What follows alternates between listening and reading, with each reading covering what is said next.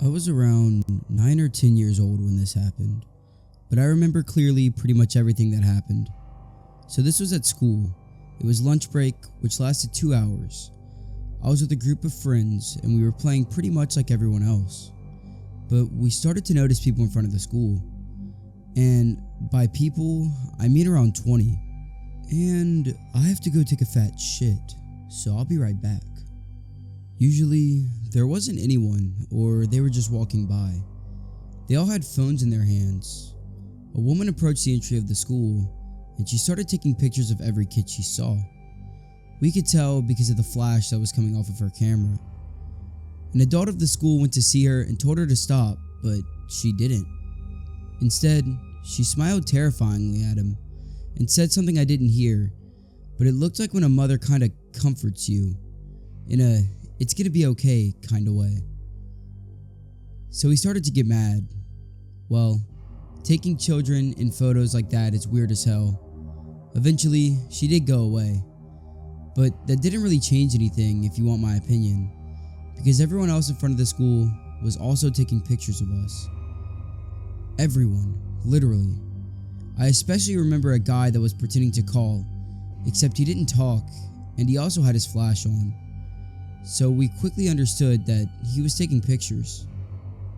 Us kids thought it was funny or sort of a game or something like that, so we started to play hide and seek with them, being like, he flashed me, I'm gonna die, or other stupidities like that.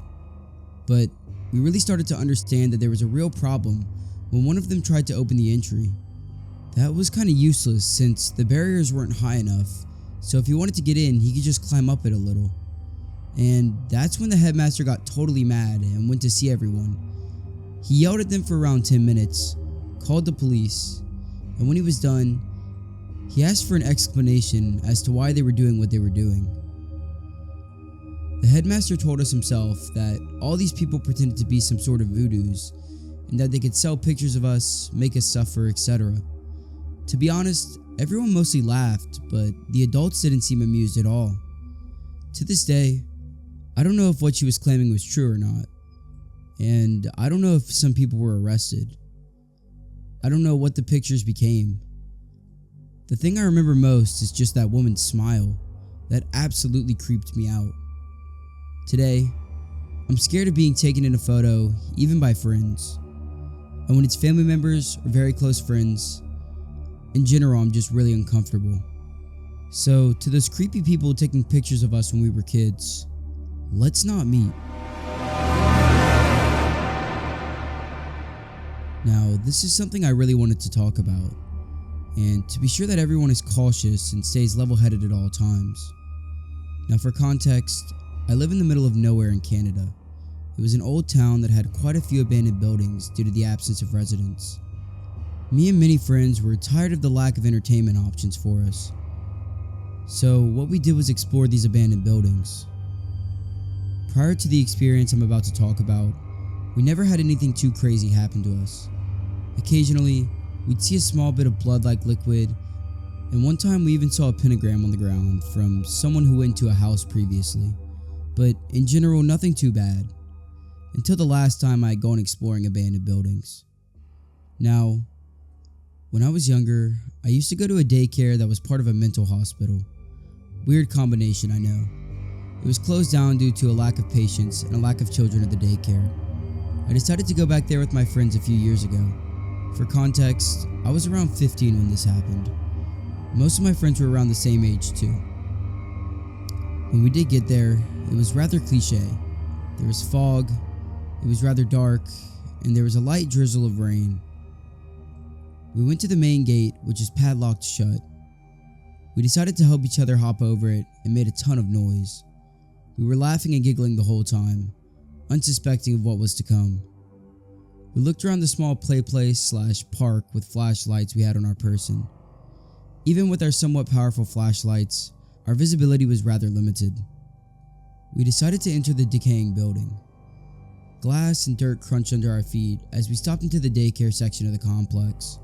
There were still old Legos, wood chips from previous furniture, old torn dolls, and toys strewn about.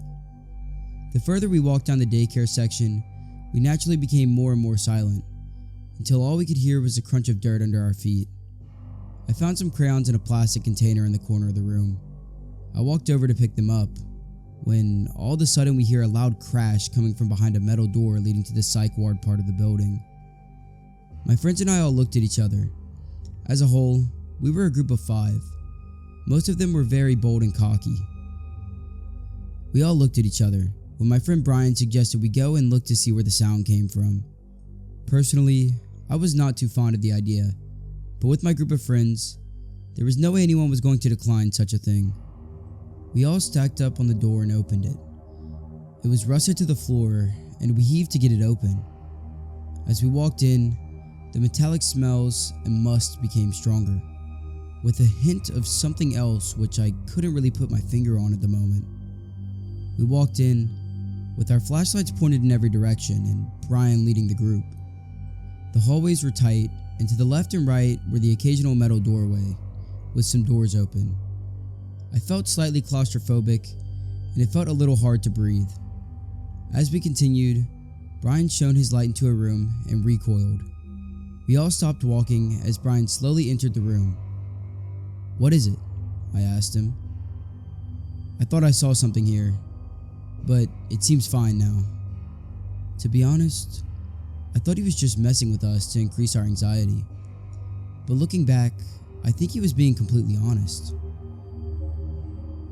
We backed out of the room and we continued walking deeper into the psych ward when another friend swiftly told us to stop. We came to a halt and listened. In the distance ahead of us, we heard a subtle pitter-patter of footsteps echo through the hallway.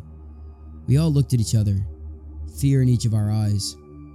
Brian continued walking towards the sounds. We considered turning back for a second without Brian, wondering if some ghost or something was in the building, but we couldn't do that to him. The closer we got, the more I felt I was being watched, when finally, we entered a room on the right which had a smell of rotting meat. In front of us was a dead deer, its innards pulled out and spilled all over the floor, staining the concrete. A friend of mine had a very weak stomach and vomited all over the floor. That's when we heard whispering from somewhere. Brian shone his flashlight to the corner of the room where a man with short hair was standing with his head down. He wore a bright green t-shirt stained with what I assumed was blood and torn beige parts. He didn't have any socks and his feet seemed damaged. He was twitching sporadically and continued to mumble even after we saw him. We stared at him for a solid 30 seconds before he made his first true movement. He looked up at us with a haunting grin that sent shivers down our spine. "You guys here for the feast?" he said, each word with varying inflection and energy. This kicked us over the edge and we bolted out of that room and all the way back to the daycare center. The door was still open and we decided to try to slam it shut, but the rust and pure weight of the door almost kept it open. It took 3 of us pulling with all of our strength to close it, and just before we did, I could see the silhouette of a man watching us, his white teeth being the only other human feature I could see. As we sat behind the metal door catching our breath for a second, all looking at each other for confirmation that we all saw the same thing. After a little bit of labored breathing from each of us, we heard a light tapping on the door, and that's when we decided it was time to leave. We booked it out of the vicinity completely and ran home. A year after we visited that spot, police went back to do a routine search of the area and found the man. It was stated that the guy used to go to the psych ward before it closed down. He escaped the facility he was transferred to and lived off of wildlife around the complex. When the cops brought him in, he had a series of diseases and sicknesses from eating the raw meat. His mental condition was much worse than before.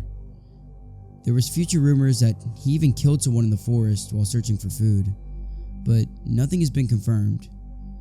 In the end, guys, be careful, especially in dangerous areas such as abandoned buildings.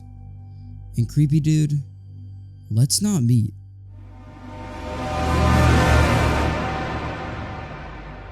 This next story is a personal story from no other than the narrator you're hearing right now. I used to have a pretty fucked up sleep schedule. I'd go to school, get home, fall asleep as soon as I got home, and wake up at around 12 a.m., then get on my computer and grind my content. For context, I'm a content creator with multiple channels, ranging from my TikTok and Instagram accounts, all the way to the narration channel you're hearing right now. So it's on one of these late nights, I decide to go to the gas station at around 3:50 a.m. The gas station by my house is a 24/7 convenience store. I also have to fill up my car with gas at this time, so it just made sense I do that while I'm out to get snacks. So I drive to this gas station not very far out of my neighborhood, and it's pretty much deserted. So, naturally, I get out my car and I start pumping fuel. This is when I notice an old, scraggly guy approaching me. In a very raspy voice, he tries to start conversation with me. Now, I was around 16 at this time, and I had not really known not to talk to strangers, especially in situations like this. He starts off with a subtle, "Hey man," just something like that, and he ends up walking extremely close to me while chain smoking a pack of Newport cigarettes. As he gets closer to me, he smells like absolute shit, and I'm not just exaggerating here. Like, I could smell this man when he was around maybe 5 or 6 feet away from me. He starts to ask me strange questions like when my birthday is, and being the idiot I was at the time, I told him. He then happily looks at me and tells me that his daughter has the same birthday as mine. Now, at this point I start to get really creeped out, and I decide to turn back to my car and just kind of ignore him. This is when he gets even closer to me, almost touching me. I'm trying not to say or do anything, but I'm very prepared to defend myself in case he tries to attack me. He starts insisting that I give him a ride somewhere, and that he doesn't have a car. Now, the place he's telling me to give him a ride to isn't even that far from where we're at, maybe like a 5-minute walk at most. So I don't exactly know why he wanted me to give him a ride so bad. He's even closer to me at this point, and pretty much just breathing smoke in my face. He also tries to coerce me to go into the gas station and pull some money out of my card out of the ATM. So I agree. Knowing that there was a worker in the gas station, I thought it was my best option to get out of this situation. So we walk in, and I go over to the ATM. I knew the credit card that I had at the time would not work in the ATM, because I had tried pulling money out of it previously, and it wouldn't go through. So while we're sitting there waiting for it to happen, I look over at the gas station worker very concerned. They definitely know what's up, but we're not saying anything yet. The man proceeds to walk to the back of the gas station, or the inside of the gas station for more context. And while he's doing that, I take my opportunity. I jog outside, I get in my car that's full by this point. I turn it on as fast as I can, and I look out my rearview mirror while I'm driving away. And this man is chasing me down the parking lot. He appears extremely angry, and he almost caught up to my car and started beating on it, but he missed, fell, and I used that opportunity to get the fuck out of there. So to that old scraggly guy at the gas station, let's not meet.